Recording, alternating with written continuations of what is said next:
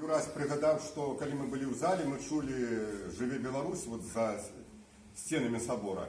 А калі мы былі в овальнай зале, мы чулі шум плошчы, вот тая плошча, якая стаяла.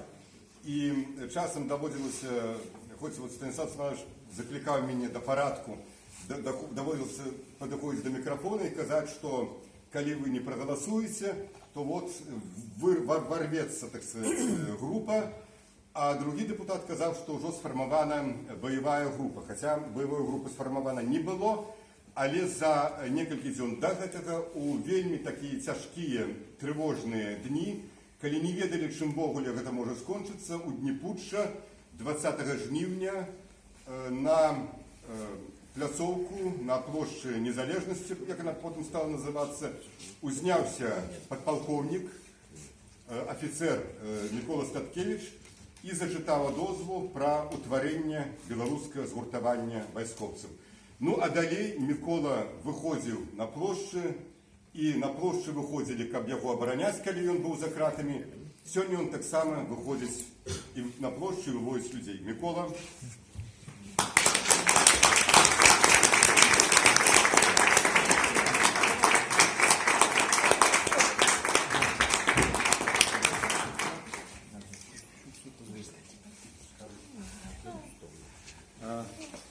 Шановна спадарня старшыня, шановна спадарства. Для мяне вялікі гонар атрымаць гэты медаль, гэтую ўзнагароду, але удвая более вялікі гонар атрымаць гэта ў такі дзень. Калі сёння мы здолелі нарэшце праз такі час ушанаваць нашых герояў. Ведаеце, ўсё ж таки трэба прызнаць, што задачы і мэты, якія ставіла 101 з паловай год таму Рада БНР, яны не былі рэалізаваны цалкам. У нас няма устойлівай незалежнасці, у нас няма яшчэ пакуль беларускай Беларусі. Зараз зноў расце пагроза нашай незалежнасці. І ведаеце, гэта як знак з нябёсаў. Нашы мёртвыя вярнуліся да нас, каб стаць побач, каб узняцца, даць прыклад, даць сігнал, што Беларусь трэба бараніць. Гэты сігнал, гэты знак не быў пачуты той бандай, якая зараз кантралюе Беларусь. Яны паспрабавалі гэта праігнараваць.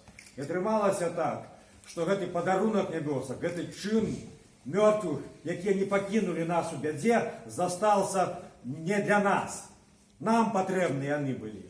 І што атрымалася, нават мовы нельга было там, не хацелі напісаць па-беларуску. Прэзідэнты, ганаровая варта, дзе гэты? Нема. І ведаеце, такое ўражанне, што гэта не людзі, якія не маюць дачынення да Беларусі там ляжаць. Але сёння адбылося тое, што павінна было адбыцца. Хай не было там прэзідэнтаў і ганаровай варты, але па людзях было відно, чые гэта героі. Нам прыйшлося перасякаць межу. У нас 30 чалавек не здолелі атрымаць візу, на 25 іх запісалі толькі з адной народнай грамады. Але колькі людзей, там людзі падыходзілі ад Ельні каля Украіны, там з усей Беларусі простыя людзі прыехалі, паказалі, гэта нашыя героі, мы вяртаем сабе іх. Жыве Беларусь! Жыве!